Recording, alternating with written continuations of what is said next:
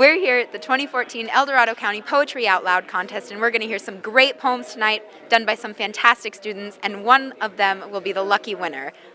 Hi, I'm here with Tim Cole. Can you tell me how many years you've been doing poetry out loud? Poetry Out Loud. Well, I've been off and on involved with Poetry Out Loud as an organization for, 4 or 5 years, but I'm with the Sacramento Poetry Center, so essentially every week we do readings down there of, professional, amateur poets, whatever that might mean. So performance poetry is something that I deal with on a weekly basis, and I've been doing that for a number of years. And what are you looking for in a winner here tonight? What am I looking for? Well, I'm looking for a certain panache of somebody who really wants to go for it. What I find is a lot of times when people read poems, they get stuck in a kind of a third grade voice of reading that they learned in third grade. And even though the contest kind of suggests that you need to be conservative and not be overly emotive, I want somebody to take that voice and run up the high part of the register and come back down to use the full range of the voice. That sounds amazing. Thank you so much for talking with us. Certainly. Thank you, Beck. I'm here with one of our esteemed judges, Bob Steele. Can you tell me how many years you've been judging this competition? 3. 3 years. And what do you love most about it? I think it celebrates community, and it gives our students a chance to show their public speaking skills, and then for their supporters to kind of come together. And I think the whole community benefits from this type of activity. What do you look for in a winner? A compelling performance that makes the audience individually want to stand up and say, yeah, that kind of response, just gets you right in the gut. So that's a visceral thing. And then once you get beyond that initial reaction, just the amount of work they've put into it to convey and express the poem. And if they feel deeply about it and the audience ends up feeling almost the same way, then they've really communicated effectively, and that's what it's all about in my book. I'm here with Casey Marino. Casey, can you tell me what you're doing here at the event tonight? I will be playing the acoustic guitar for the intermediate between the poems type thing to make sure, add some ambiance to it. What are you going to be playing for us? Just acoustic stuff, whatever comes to the top of my mind, basically. How long have you been playing guitar? About 1.5 years. Yeah. What do you like most about it? Just playing. That's just what's most fun about it. It's just a joy of actually getting to play something and hearing what you're playing. You're like, hey, I played that. What are you looking forward to the most about the event tonight? Playing. Just getting to play guitar and allow people to hear my music. That's about it. Yeah. Well, thank you so much for sitting down and talking with us. Can't wait to hear what you're going to play. Thank you. It's been a pleasure. I'm here with Deb Jensen. Deb, how long have you been doing Poetry Out Loud? El Dorado Arts Council got involved about 5 years ago, and so 5 years. And what's your favorite part about it? I mean, obviously the favorite part has to be the students on stage reciting their poetry. But really the other favorite part is the fact that it's become a community event. So what you see is the students reciting, but you've got all kinds of high schools that are involved and parents and community people. There are people in the audience who don't necessarily have any connection to a student that's on stage, and I think that's really great. That really is a powerful poetry experience. Yeah. And what are your future plans for this event for next year? Well, Maura and I were talking about that, and I think one of the things that we need to do is be sure that school administrators come to this competition, because it would be great for them to see how supportive the community is of the program, and with that I think we'd be able to get 100% of our high schools participating. Yeah. This year we have 7 high schools, and I think there are 12 different high school level programs in the county, and we'd like to see them all on stage. Yeah, well, hopefully next year we'll see everybody up here. Yeah, I so hope thank you so. so much for talking with us. Thank you.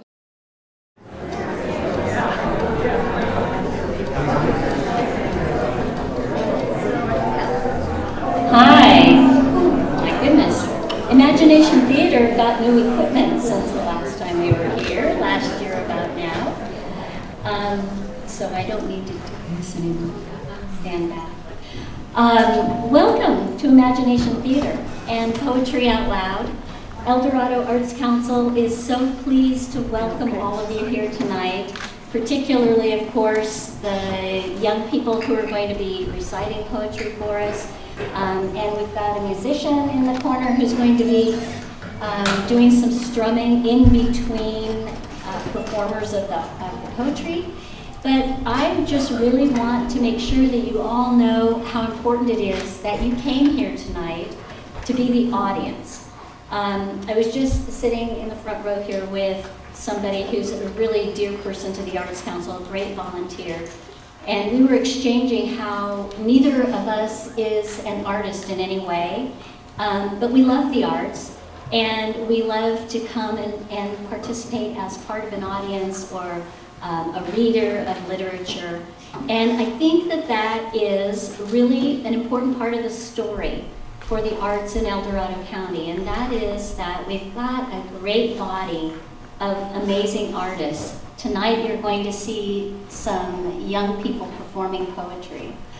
And it's important that we have people in the audience like you who can appreciate that and give the feedback, because that's what that is in the arts. It's like a string that connects the storyteller in the audience or the author and the reader. And that string needs to be kept taut with that relationship. So thank you for joining that. I want to especially welcome and thank El Dorado Arts Council board members who are here tonight, and of course staff and volunteers who are here helping out, because truly the Arts Council only functions as part of partnerships. That's what we do. We couldn't get anything done if it weren't for partnerships with schools and parents and volunteers and Imagination Theater and all of you. So welcome, welcome. We're so glad you're here. I'm going to exit this way and bring up Maura Magnuson, who's been our coordinator of Poetry Out Loud for 5 years, and to thrilling success, really, in terms of schools participating and students reached and success at the state and national level and all of that. So we're so pleased to have Maura doing this job. She's our program administrator for the Arts Council, so please welcome her, and she'll give you the rest of the scoop.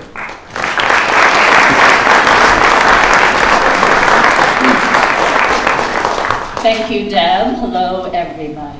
Nice to see you here. This is our 5th year of Poetry Out Loud in this county. How cool is that? That is awesome. And it's because of you, this audience, and school participation in these young performers up here tonight. So I'm going to give a tiny little talk, let you know a little bit more about Poetry Out Loud, how the contest, the competition is conducted and so forth, and just give a few thoughts about poetry itself. But first of all, just saying we have a lot to praise tonight. First, it's raining outside, or close to it. Yay for that. And soon it's going to be raining inside. We'll be getting some serious poem precipitation from these wonderful students from 7 El Dorado County high schools. I can't help but think that this convergence of students and poems this evening actually summoned the rain. It did. It is raining and has been raining and will continue to rain, so you can't deny it, and I can smell it on you. So, and does what I say make any sense at all? No, it doesn't really. It doesn't have to. We're here for poetry, and who said, really, that poetry makes sense? I don't know. But that said, I want to say a word or two about how poetry moves in us. First of all, poetry and rain, they do have something in common. They're friends. When it hasn't rained in a long, long, long time, and we know the condition all too well here in El Dorado, we'll find ourselves restless, at a loss, a little out of sorts, a little snip, snap. And then the first rain comes and you say, the rain, where have you been all this time? I've been missing you. Old friend, here you are. Well, poetry is like the rain. You're not necessarily aware of its absence, but during the dailiness of being human, the lost checkbook, the robocalls, the cat dragging the squeaking bowl over the pillow, the computer hard drive erasing itself in front of your very eyes, which happened really basically within the last, 24 hours. You find yourself getting cranky, restless, a little sour, and then a poem saunters into your life. And you feel like, the poem, at last, that's what I've been missing. And where have you been, old friend? That's what poetry is like. Which brings me to Federico Garcia Lorca, the great Spanish poet. I know I'm jump cutting here, but it's my prerogative as a poet.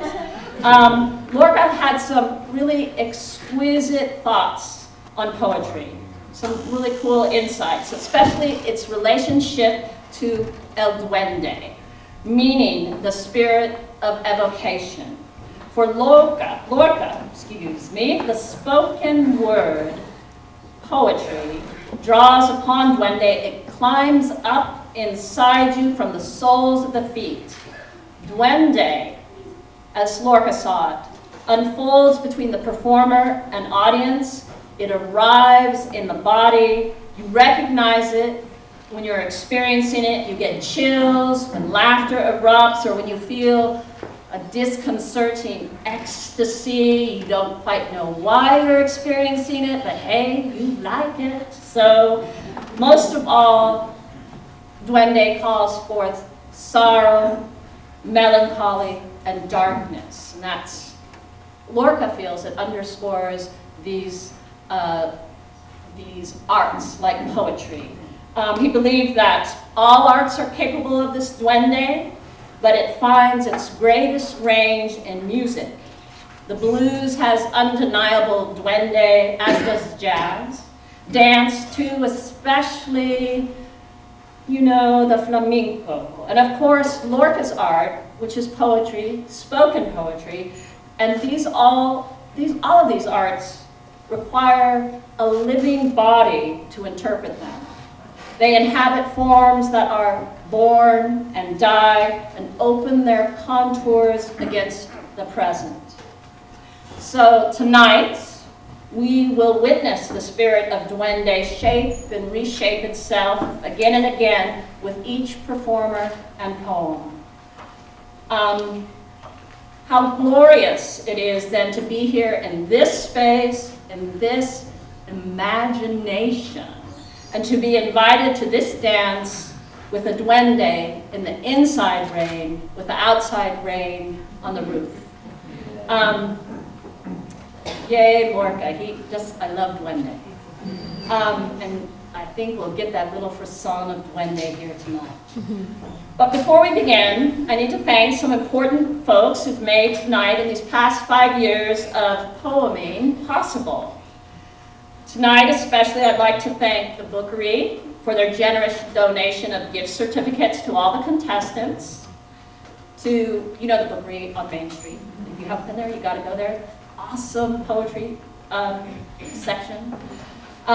Gerald Lilpop, a volunteer for the Arts Council. He does our publicity. He fashions and crafts a really mean press release.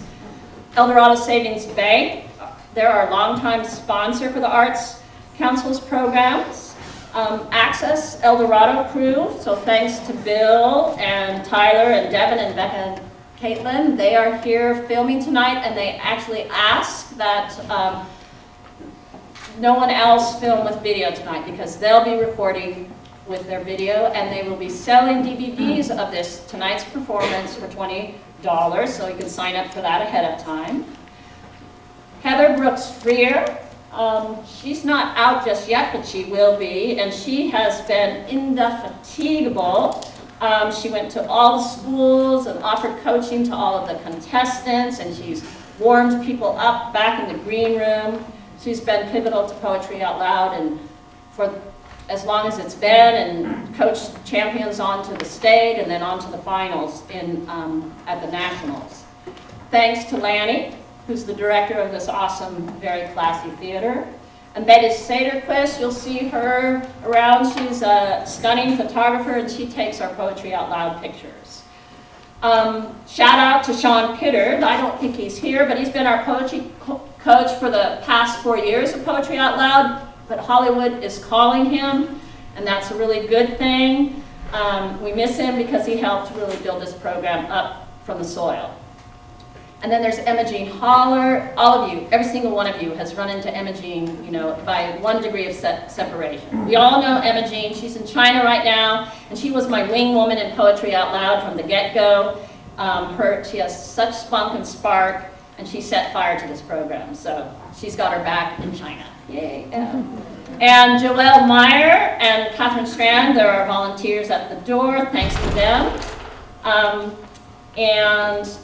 We have a young man from Charter University Prep who will be doing the interludes with jazz riffs, and this is Casey Moreno over here. Thank you, Casey. And especially, many of you out there are Poetry Out Loud judges. We have about a core of 50 to 60 judges out in the community working the poetry. They go hill and dale all over El Dorado County, and they're the infrastructure of the event, and they support this whole event, and I am grateful for you guys and gals for doing it year after year. And thanks to the teachers. We have some teachers in the audience. Big thanks to them who bring the program to the students and get the students so on fire. And then the students themselves. This year in El Dorado County, we had approximately between 550 and 600 students participate in Poetry Out Loud. Mad props to them. And then we have tonight's judges who skipped the Sochi Olympics to be here to volunteer for us tonight for the Poetry Olympics in El Dorado County. So here we go. We have Tim Call, who is a poet that has made the trek up from Sacramento. He's quite a big poet about town down there. He has 2 books, Possessing Yourself and The Century of Travel. He's an editor of an online magazine, Clade Song. He's the vice president and events coordinator for the Sacramento Poetry Center, and he has public installations in Nevada City and Sacramento. So he's very immersed, very involved, big man, big poetry man of the hour. That's Tim. He's over here. You might want to say hi to him in the intermission. We also have Sharon Lane, who moved to El Dorado County in 1978 after a year in Holland. She has an eclectic bio. She fell in love here with the red dirt hills and the rivers, and of course her husband, Kurt. This past year she's been, the most fun she's had was in Guatemala, and it involved a morpho butterfly. Like most of us, she adores her family, outdoors, and words, and this is her 3rd year of Poetry Out Loud. Thank you, Sharon. Jennifer Sands is our 3rd coach, and she holds a BA from Berkeley and an MA and PhD from SUNY Stony Brook. She knows literature inside and out, English and American literature. She's the author of numerous books and taught at various universities in New York, Missouri, and California. Bob Steele. Many of you know who he is. He is an actor, well known here in El Dorado. He's a retired high school history teacher who spends his retirement as an actor here at Imagination Theater. He's played in Diary and Frank, Little Princess, Camelot, and recently in Les Mis. He's a volunteer at the Senior Center and plays softball to stay fit. He's an avid reader, and this is his 2nd year at Poetry Out Loud, and he's also judged speeches at the Academic Decathlon. And then we have Blue Tierney, yay, Blue, who is my stalwart accuracy judge. She's the proud mom of 2 20-something sons. They grew up in El Dorado. And she's been a national park ecologist and teacher with kindergarten through university graduate students She's done writing and editing, and she is an awesome accuracy judge. And more about that later. We also have our numbers men. They're John Holler, Carl Drake. They tabulate, they add and subtract furiously the scoring here, and they're the ones who make the final call. So be kind to them. It's hard what they do. And Janet Maneri up front is our prompter, and she will, if someone up here maybe pauses too long or something slips out into the ether, she will be there to give a few words or so. So thank you. Last, we're almost there. I'm way too long up here. I want to talk to you about how the judging works, the judging criteria. There's 7 categories. There's physical presence, and this is what the judges are looking at. And that's confidence on stage, comfort on stage, how you present yourself out to the audience. There's voice and articulation. Is the diction precise? Is the volume appropriate? How does the pacing work? There's dramatic appropriateness. How well does the student embody the poem? Does the student become the vessel of the poem and let the poem's voice ring out? Then there's level of complexity, which the judges, they spend time at home reading these poems, judging them, evaluating them for complexity, and they look at poem length, the content, the difficulty of language, its meter, diction, and rhyme. And then evidence of understanding. And the way we think about this is, if we, the audience, understand the poem, then we are pretty darn sure that the student understands the poem. And if the poem is revealed to you in a new, fresh way, and you are just like, oh my God, oh, I can die a happy woman, then they've done their job. And the 7th criteria is overall performance, and that is the overall assessment, the degree to which the recitation has become more than the sum of its parts. Does the student show mastery in his or her recitation? And then there's accuracy. And there is our judge, Blue Tierney, who follows along. She's the only judge who reads the poem along as the student is reciting and making sure that the words are precise and there are no missteps there. And many folks, the accuracy score is actually critical. It gets, every time there is an error made, there's a small deduction, and then ultimately the score is multiplied by the number of judges. The higher the accuracy score, the better for the student, and it's often the make or break component in this competition. There's going to be 2 rounds tonight.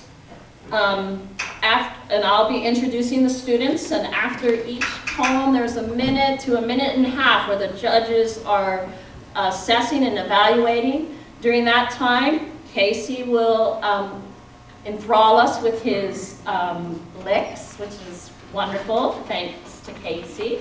And after the first round, there'll be about an 8 to 10 minute break. The restrooms are actually through here, and you make a right and you go to the end of the hall, and so you get your restrooms here. You don't have to go out tonight. And I'm thinking, I think that's it. And so, there you have it. Without further ado, let it poem, let it rain, let the rumpus begin. So please join me in welcoming our performers.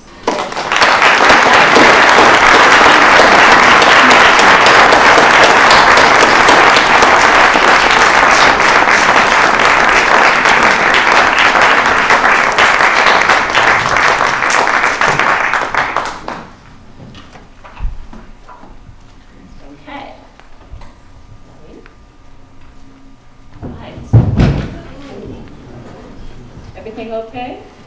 All right, here we go. So our first performer in round 1 tonight is Glen Carl from Golden Sierra High School.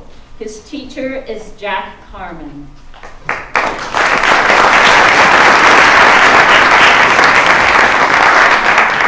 Hi, my name is Glen Carl, and I'll be reciting Baudelaire by Delmore Schwartz. When I fall asleep, and even during sleep, I hear quite distinctly voices, speaking whole phrases commonplace and trivial, having no relation to my affairs. Dear Mother, is any time left to us in which to be happy? My debts are immense. My bank account is subject to the court's judgment. I know nothing. I cannot know anything. I have lost the ability to make an effort. But now, as before, my love for you increases. You are always armed to stone me. Always. It is true. It dates from childhood. For the first time in my long life, I am almost happy. The book, almost finished, almost seems good. It will endure, a monument to my obsessions, my hatred, my disgust. Debts and inquietude persist and weaken me. Satan glides before me, saying sweetly, rest for a day. You can rest and play today. Tonight you will work. When night comes, my mind, terrified by the arrears, bored by sadness, paralyzed by impotence, promises tomorrow. I will tomorrow. Tomorrow, the same comedy enacts itself with the same resolution, the same weakness. I am sick of this life of furnished rooms. I am sick of having colds and headaches. You know my strange life. Every day brings its quota of wrath. You little know a poet's life, dear mother. I must write poems. The most fatiguing of occupations. I am sad this morning. Do not reproach me.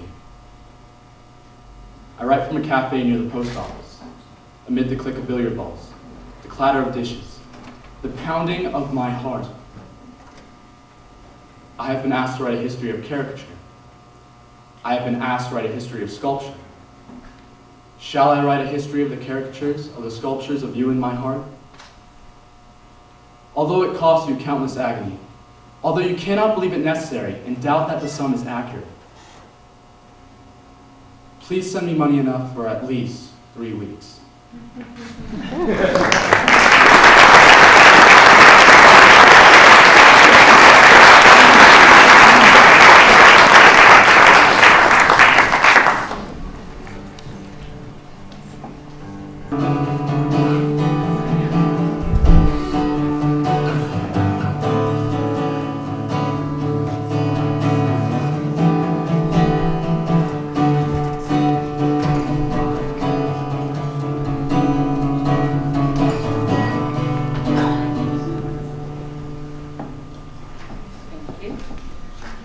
Our next performer is Evan Lucero from El Dorado High School. His teacher is David Conrad.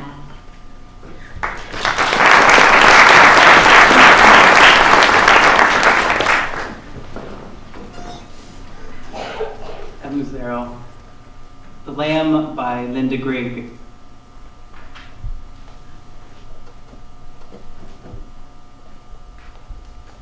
It was a picture I had after the war.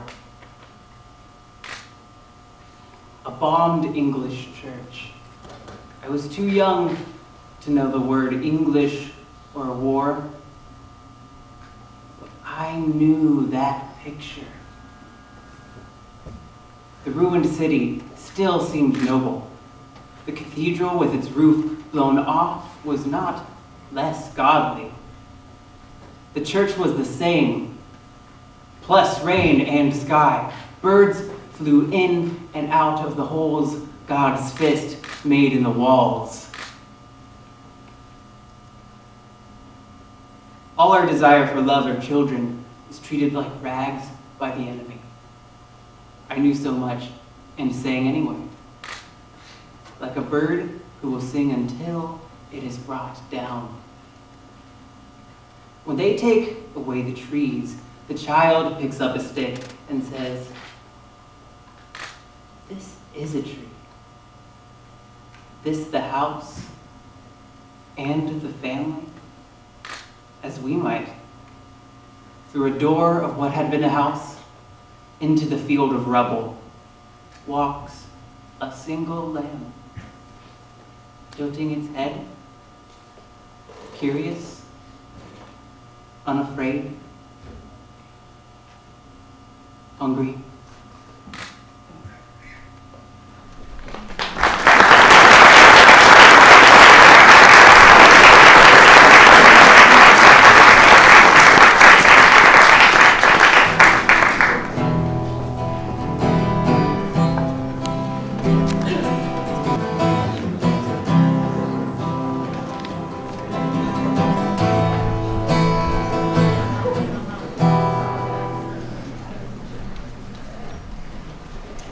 Our third performer tonight is from Independence High School, Nicole Sutherland. Her teacher is Kristen Ryder.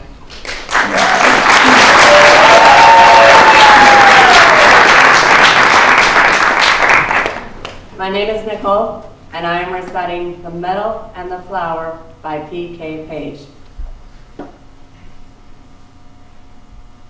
Intractable between them grows a garden of barbed wire and roses. Burning briars like flames devour their too innocent attire. Dare they meet, the black and wire tears the intervening air. Trespassers have wandered through texture of flesh and petals. Dogs like arrows moved along pathways that their noses knew, while the two who laid it out find the meadow and the flower fatal underfoot. Black and white at midnight glows this garden of barbed wire and roses. Doused with darkness, roses burn coolly as a rainy moon. Beneath a rainy moon or none, silver the sheath on barb and thorn. Change the garden, scale and plant. Wall it, make it annual. There the briery flower grew, there the brambled wire ran. While they sleep, the garden grows. Deepest wish annuls the will, perfect still the wire and rose.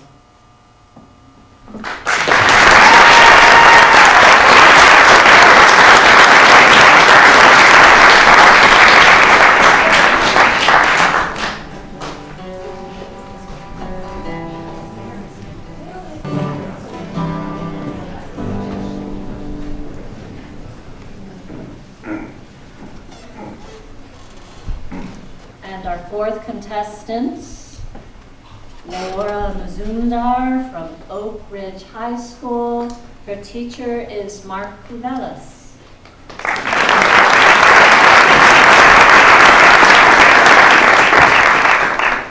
I'm Leora, and I will be reciting A Song in the Front Yard by Gwendolyn Brooks. I've stayed in the front yard all my life. I want a peek at the back, where it's rough and untended and hungry weed grows. A girl gets sick of a rose. I want a peek, I want to go in the backyard now, and maybe down the alley to where the charity children play.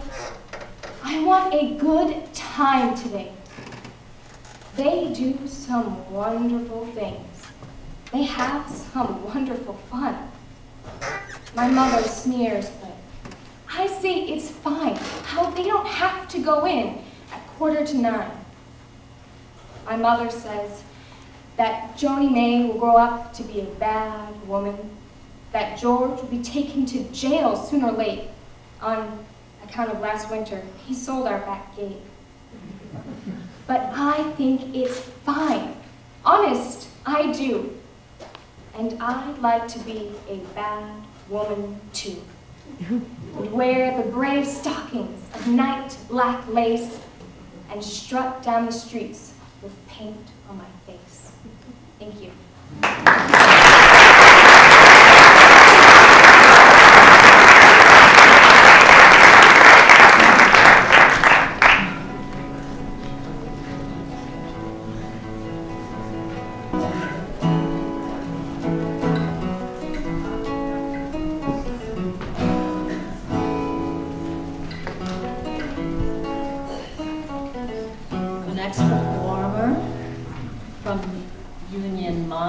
School is Rebecca Glaister, or Becky, and her teacher is Rich Kentz.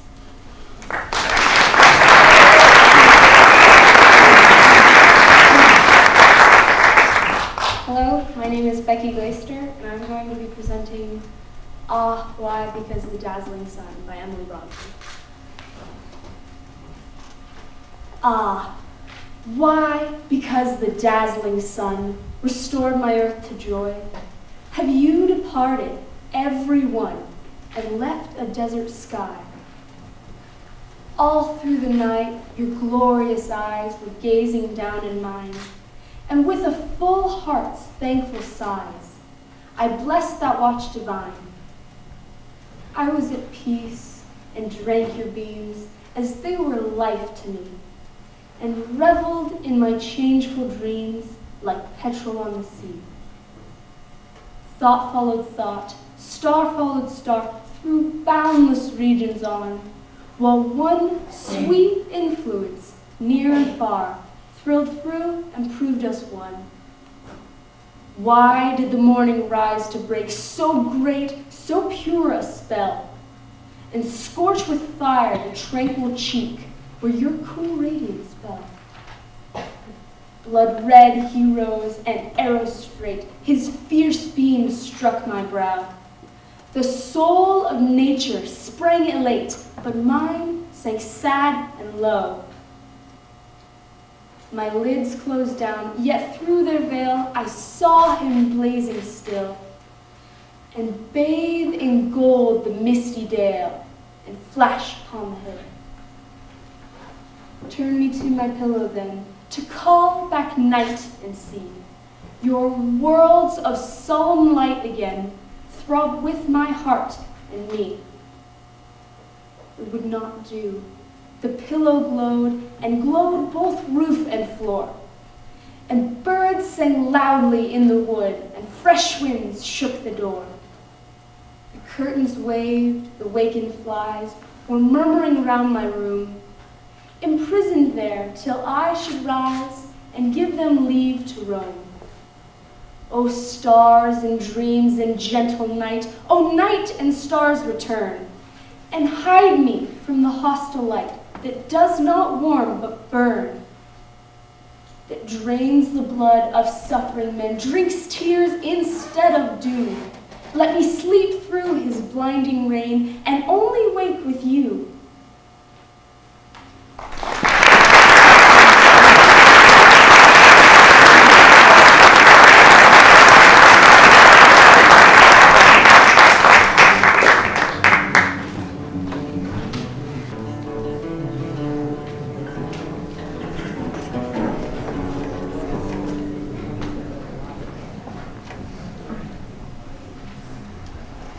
Our sixth performer tonight is Connor Ricketts from Charter University Prep.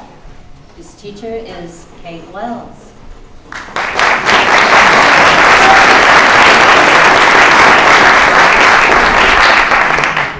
Hello, my name is Connor Ricketts, and I will be presenting Dover Beach by Matthew Arnold. The sea is calm tonight. The tide is full. The moon lies fair upon the straits. On the French coast, the light gleams and is gone. The cliffs of England stand, glimmering and vast out in the tranquil bay. Come to the window. Sweet is the night air. Only from the long line of spray where the sea meets the moon-blanched land. Listen, you hear the grating roar of pebbles which the waves draw back and fling. At their return up the high strand begin and cease, and then again begin with tremulous cadence slow, and bring the eternal note of sadness in. Sophocles long ago heard it on the Aegean, and it brought into his mind the turbid ebb and flow of human misery. We find also in the sound a thought, hearing it by this distant northern sea. The sea of faith was once too at the full, and round earth's shore lay like the folds of a bright girdle furled. But now I only hear its melancholy, long, withdrawing roar, retreating to the breath of the night wind, down the vast edges, drear and naked shingles of the world. Ah, love, let us be true to one another. For the world which seems to lie before us like a land of dreams, so various, so beautiful, so new, hath really neither joy, nor love, nor light, nor certitude, nor peace, nor help for pain. And we are here as on a darkling plain, swept with confused alarms of struggle and flight, where ignorant armies clash by night. Thank you.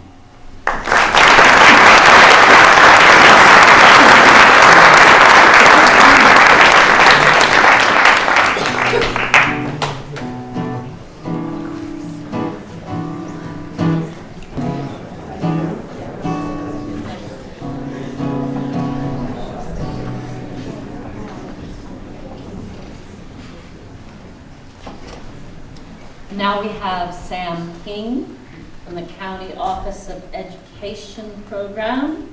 His teacher is Carla Stein.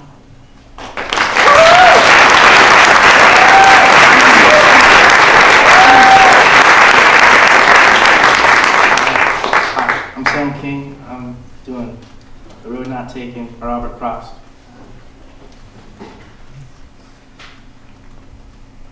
Two roads diverged in yellow wood, and sorry, I could not travel both.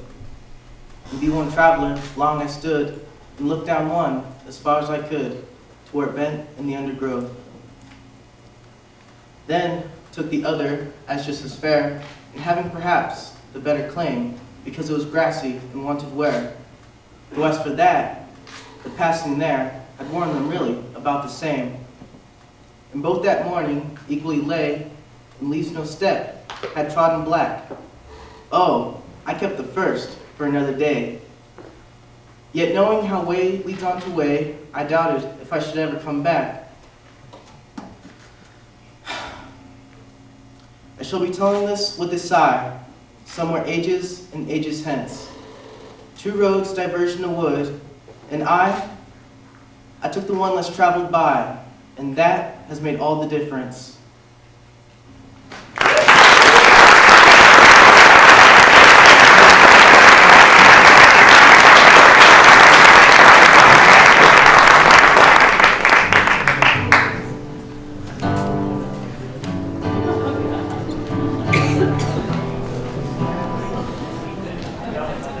Okay, another round of applause for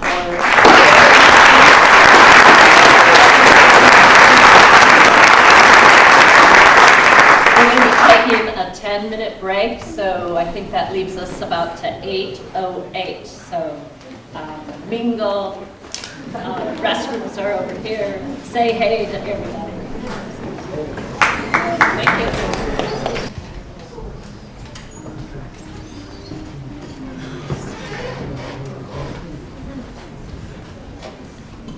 Let's welcome our students for the second round of Poetry Out Loud tonight.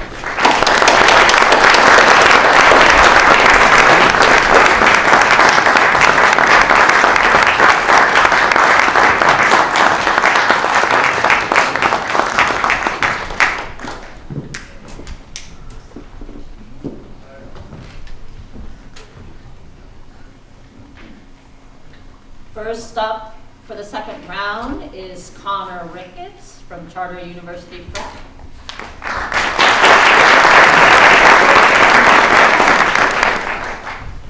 Hello, my name is Connor Ricketts, and I will be presenting The True Blue American by Delmore Schwartz. Jeremiah Dixon was a true blue American, for he was a little boy who understood America. For he felt that he must think about everything, because that's all there is to think about.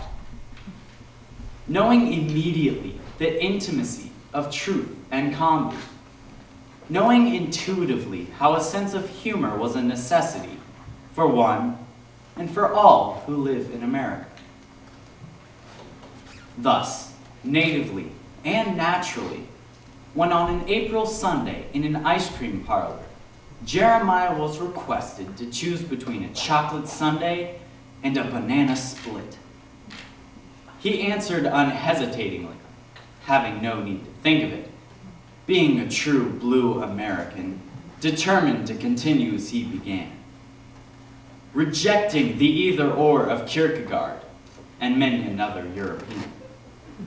Refusing to accept alternatives. Refusing to believe the choice of between. Rejecting selection. Denying dilemma. Electing absolute affirmation. Knowing in his breast the infinite and the gold of the endless frontier. The deathless West. Both. I will have them both, declared this true blue American in Cambridge, Massachusetts on an April Sunday. Instructed by the great department stores, by the 5 and 10, taught by Christmas, by the circus, by the vulgarity and grandeur of Niagara Falls and the Grand Canyon. Tutored by the grandeur, vulgarity, and infinite appetite, gratified and shining in the darkness, of the light on Saturdays at the double bills of the moon pictures, the consummation of the advertisements, of the imagination, of the light, which is as it was, the infinite belief in infinite hope of Columbus, Barnum, Edison, and Jeremiah Dixon. Thank you.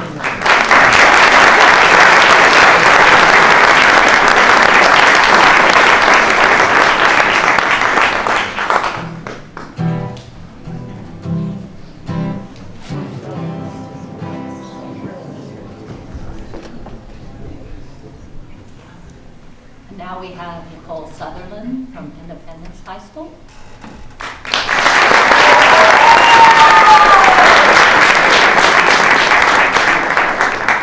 I'm Nicole, and I am reciting The Heavenly City by Stevie Smith.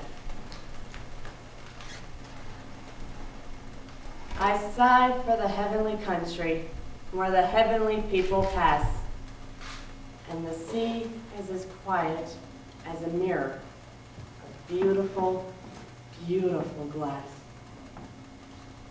I walk in the heavenly field with lilies and poppies bright. I am dressed in a heavenly coat of polished white. When I walk in the heavenly parkland, my feet on the pasture are bare. Tall waves the grass, but no harmful creature is there. At night I fly over the housetops and stand on the bright moony beams. Gold are all heaven's rivers, and silver her streams.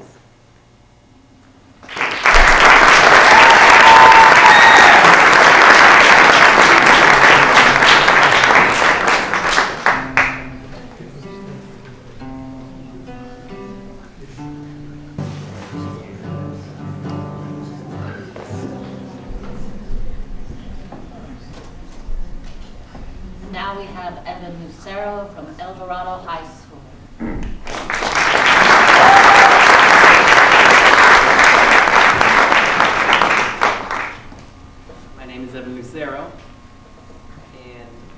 reciting Dancers Exercising by Amy Clampett.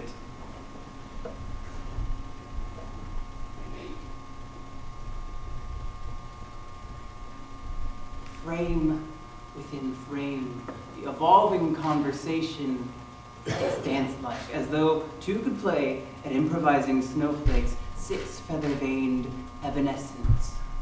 No two ever alike, all process and no arrival. The happier we are, the less there is for memory to take hold of, or memory being so largely a predilection for the exceptional, come to a halt in front of. But finding one evening, on a street not quite familiar, inside a gated November sodden garden, a building of uncertain provenance, peering into whose vestibule we were arrested.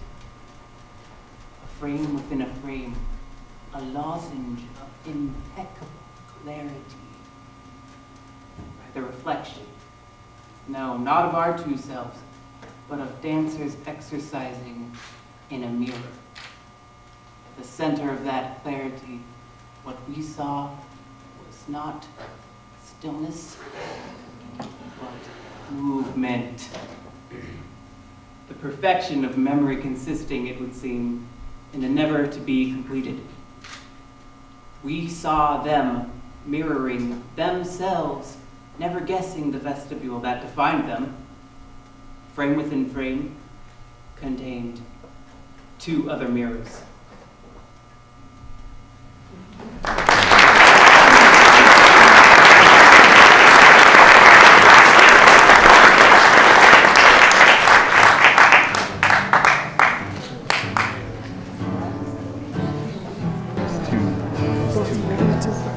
That must be very intelligent and driven. You have to.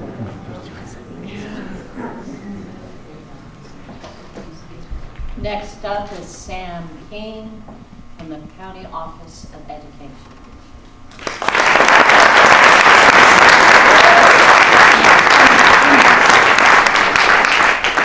I'm Sam King, and I'll be presenting Black Boys Play the Classics by Toy Derrica. The most popular act in Penn Station is the 3 black kids in ratty sneakers and t-shirts playing 2 violins and a cello. Browns. White men in business suits have already dug into their pockets as they pass, and they toss in $1 or 2 without stopping. Brown men in work-soiled khakis stand with their mouths open, arms crossed on their bellies, as if they themselves have always wanted to attempt those bars. One white boy, 3, sits cross-legged in front of his idols in ecstasy. Their slick, dark faces, their thin, wiry arms must begin to look like angels. Why does this trembling pull us? A, beneath the surface, we are one. B, amazing. I did not think they could speak this tongue. Thank you.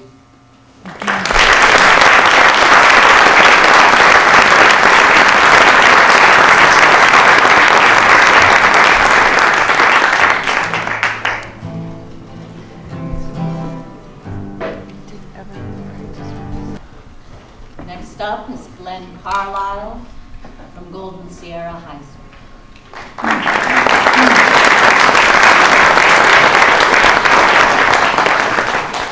My name is Glen Carl, and I'll be reciting The Obligation to Be Happy by Linda Paston. It is more onerous than the rights of beauty or housework. Harder than love. But you expect it of me casually, the way you expect the sun to come up. Not in spite of rain or clouds, but because of them. And so I smile, as if my own fidelity to sadness were a hidden vice. That downward tug on my mouth, my old suspicion that health and love are brief irrelevancies, no more than laughter in the warm dark, strangled at dawn. Happiness. I try to hoist it on my narrow shoulders again, a knapsack heavy with gold coins. I stumble around the house, bump into things. Only Midas himself would understand.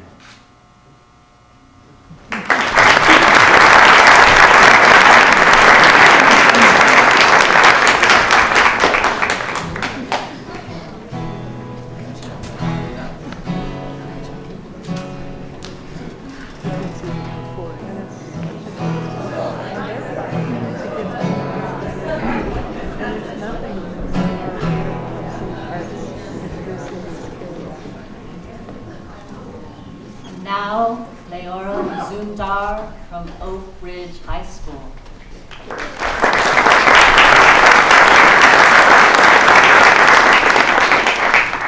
Hi, I'm Lora, and I will be reciting Ways of Talking by Haji. We used to like talking about grief. Our journals and letters were packed with losses, complaints, and sorrows.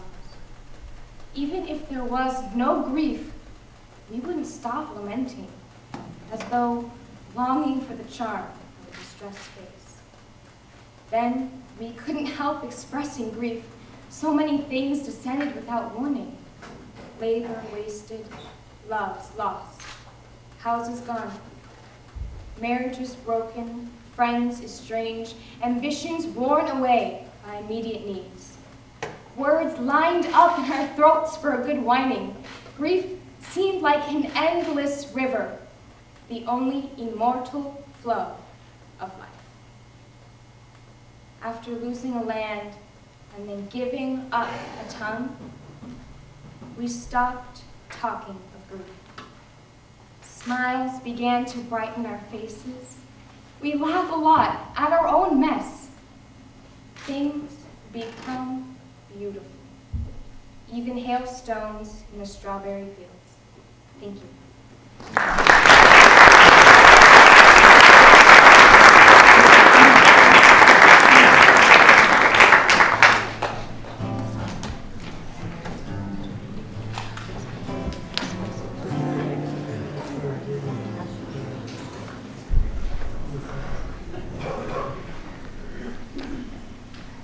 And now we have Becky Lacer from Union Mine High School.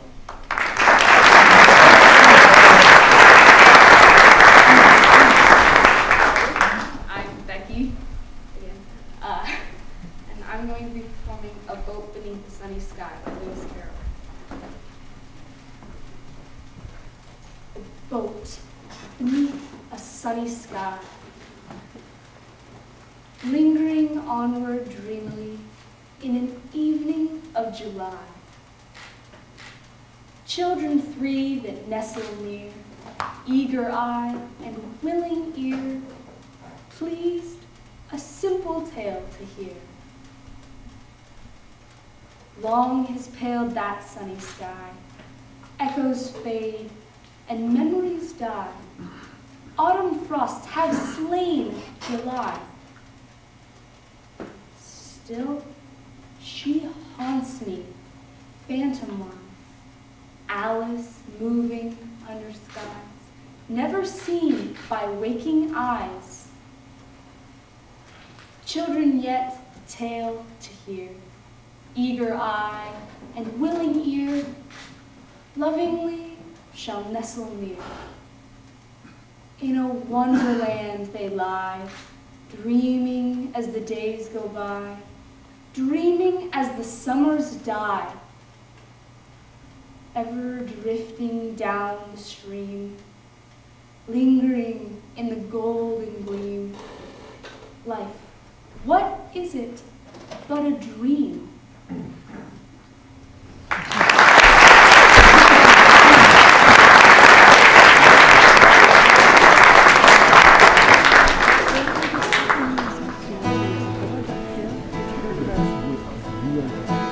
Okay, thank you. All 7 of you, you did a marvelous job.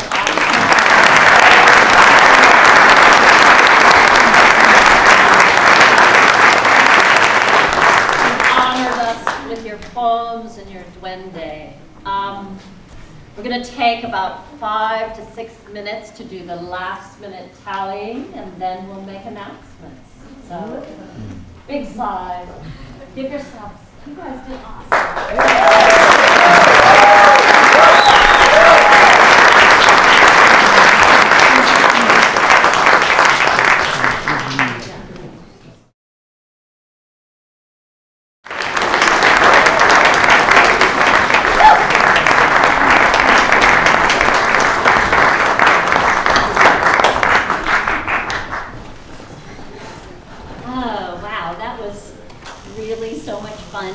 To listen and watch, and I don't know if it's my imagination, but this was the chattiest crew in 5 years. It was fabulous. I felt like we were having a little mixer with all the many different high schools back here. I think it's because also they can't see you. Could you see into the audience? They can't see into the audience, so they were like in a little cone of whatever, invisibility. Okay. So we've got some layers of awards and recognitions for this event. And for that, we want to thank all of the people who are members of the Arts Council, because part of what those membership dollars do is help us to do this program, Poetry Out Loud. And what we've got is each one of them gets a dog tag that's stamped with, "The poem is a plank laid over the lion's den." And that's a quote from a poem by James Bennett. So they'll have that as a recognition of the El Dorado County Finals and the year 2014. Everyone will also receive a $20 gift certificate to the Bookery, which is one of the most fun used bookstores anywhere.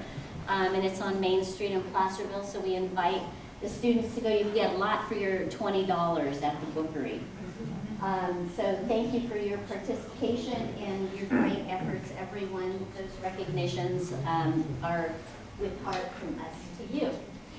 And now I want to announce our winners. The winners of this contest, the #1 winner, of course, goes to the state competition, which happens March 23rd and 24th. That happens in the Senate chambers at the state capitol, and it's quite a beautiful setting. And I encourage anybody who's in the audience tonight, who's free on one of those days, to go and watch the California Finals, because it's a cross-section of our state and great poetry and amazing people on stage performing the poetry. So, from El Dorado County, what the first, second, and third place winners take is, for third place, a check from the El Dorado Arts Council in the amount of $50 and an award. Are the awards here? Yes. Okay. I didn't know, because I didn't see them laying around today. I'm glad they're here. Will you take that out, Maureen, so we can see what they look like?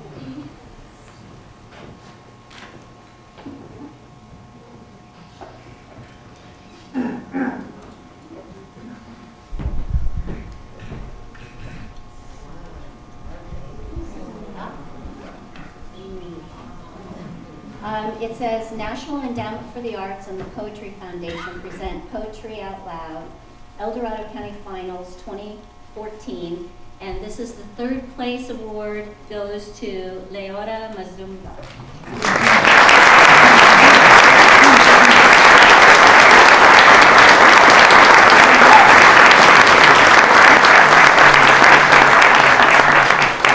Oak Ridge High School? Yes. Oak Ridge High School.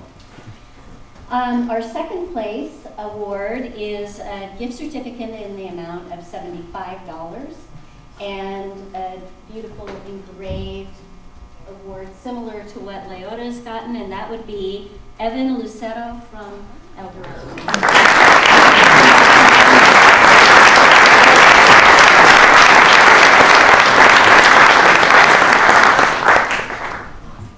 That's it. We'll see you next time. And first place, returning to the state champion. championship for the second year in a row from El Dorado County, and representing University Charter Prep is Connor Rickett.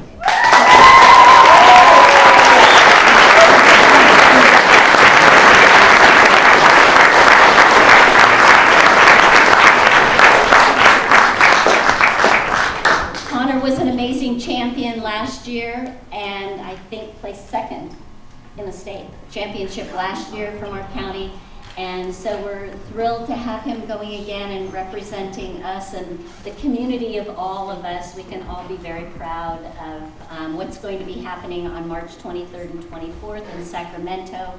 If you need more information about that, you can always contact the Arts Council, go to our website, or give us a call, and we'll tell you all about it. And of course, we'll keep you posted as that competition develops. So with that, thank you so much for being here tonight.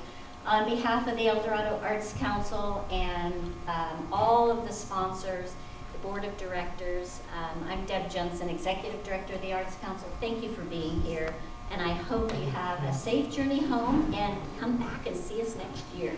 Poetry Out Loud.